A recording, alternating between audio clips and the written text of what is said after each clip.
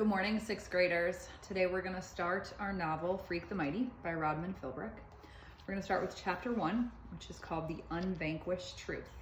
Most of these chapters are pretty short, but follow along with me while I'm reading and hopefully you'll catch on. Chapter 1, The Unvanquished Truth. I never had a brain until Freak came along and let me borrow his for a while. And that's the truth, the whole truth. The unvanquished truth is how Freak would say it. And for a long time, it was him who did the talking. Except I had a way of saying things with my fists and my feet, even before we became Freak the Mighty, slaying dragons and fools and walking high above the world. Called me Kicker for a time. This was in daycare, the year Graham and Grim took me over. And I had a thing about booting anyone who dared to touch me, because they were always trying to throw a hug on me like it was a medicine I needed. Graham and Grim, bless their pointed little heads, they're my mother's people, her parents, and they figured, whoa, better put this little critter with the other little critters his own age, maybe it will improve his temper. Yeah, right. Instead, what happened, I invented games like kickboxing and kick knees and kick faces and kick teachers and kick the other little daycare critters because I knew what a rotten lie that hug stuff was. Oh, I knew. That's when I got my first look at Freak, that year of the phony hugs.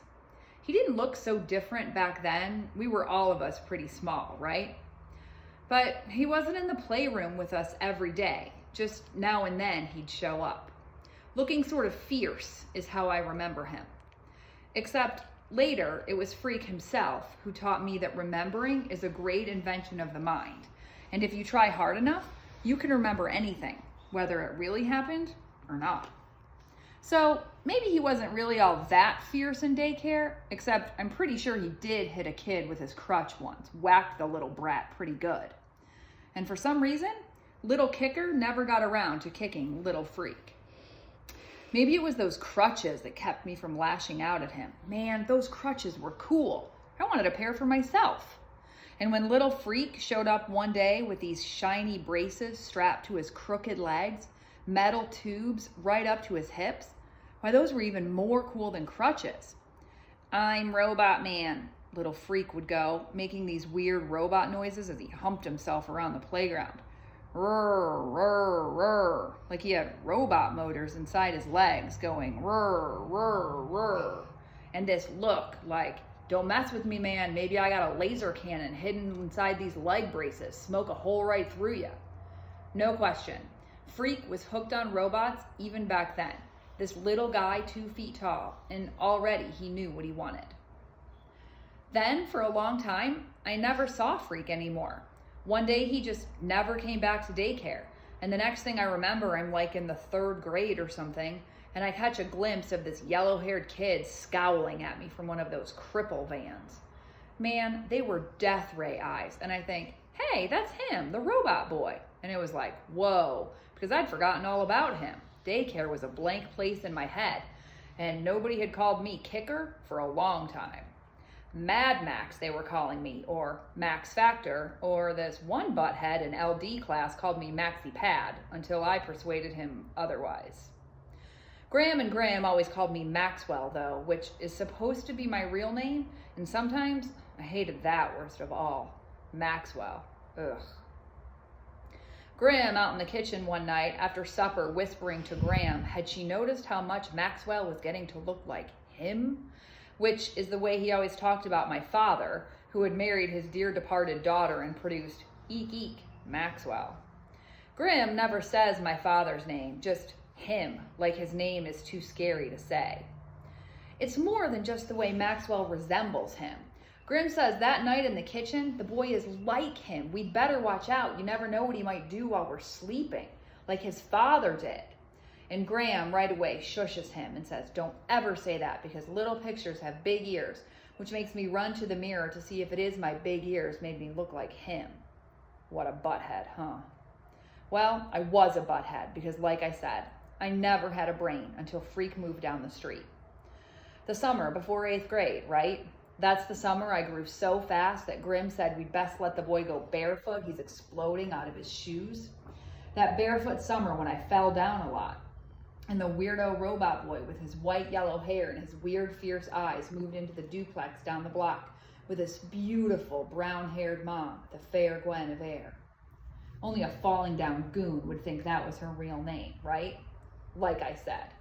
Are you paying attention here? Because you don't even know yet how we got to be Freak the Mighty, which was pretty cool, even if I do say so myself. Chapter 2, Up from the Down Under. That summer, let's see, I'm still living in the basement, my own private down under, in the little room Grim built for me there. Glued up this cheap paneling, right? It sort of buckles away from the concrete cellar walls, a regular ripple effect. But do I complain about the crummy paneling or the rug that smells like low tide? I do not, because I like it in the down under. Got the place all to myself and no fear of Graham sticking her head in the door and saying, "Maxwell dear, what are you doing?" Not that I ever do much of anything. Grim has it fixed in his head I'm at a dangerous age and they need to keep me under observation. Like I might make bombs or start a fire or whack out the local pets with my trusty slingshot or whatever. Except I never had a slingshot. It was Grim who had one when he was my age. The proof is right there in the family photo album. You can see this blurry little miniature Grim with no front teeth, grinning at the camera and yanking back on this prehistoric slingshot. Good for whacking mastodons, probably. Just proper targets, Grim says, closing up the photo album. End of discussion. Like, oops, better hide the evidence. Don't want to give the dangerous boy any ideas. Not that I have any ideas. My brain is vacant, okay? I'm just this critter hiding out in the basement, drooling in my comic books or whatever. All right, I never actually drool, but you get the picture. Anyhow, this is the first day of July, already counting down for the 4th, and wondering where I can get an M80, which is supposed to have the explosive power of a quarter stick of dynamite or something. And when it goes off, your heart thuds to a stop for a microsecond. Wham! Which is probably what Grim is afraid of. Eek eek, Maxwell armed with dynamite.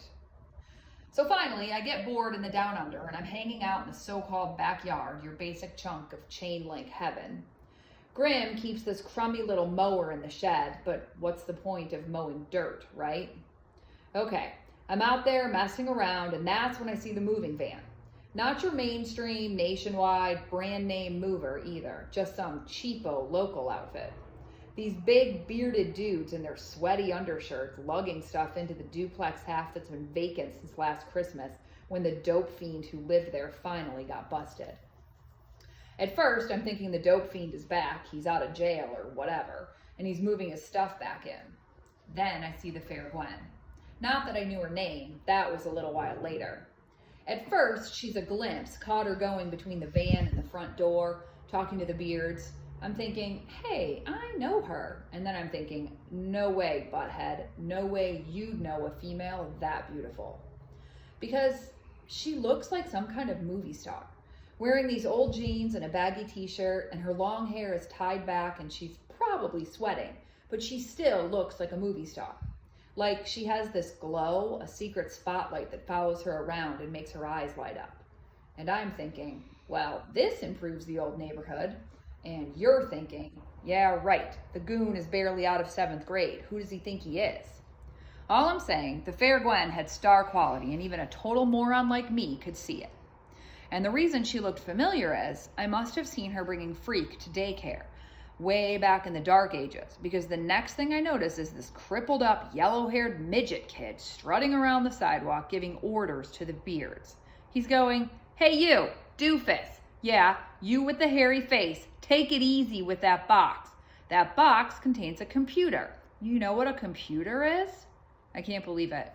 By then, I'm sneaking along the street to see what's going on, and there's this weird-looking little dude. He's got a normal-sized head, but the rest of him is shorter than a yardstick and kind of twisted in a way that means he can't stand up straight and makes his chest puff out. And he's waving his crutches around and yelling up at the movers. Hey, Gwen, one of the beards says, can't you give this kid a pill or something? He's driving us nuts.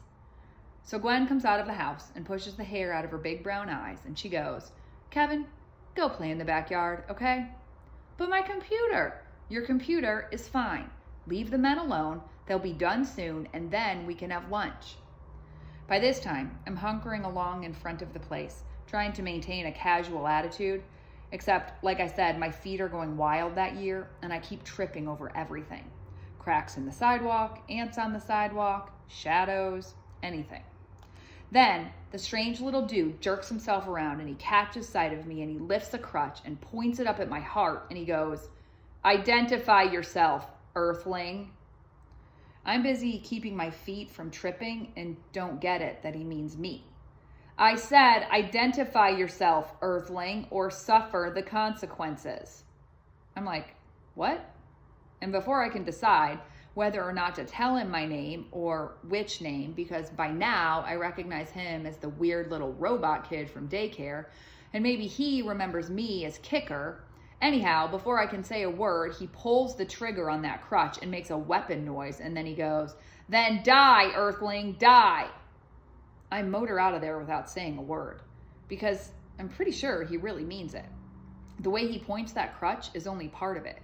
You had to see the look in his eye. Man, that little dude really hates me. He wants me to die. All right, that's the end of chapters 1 and 2.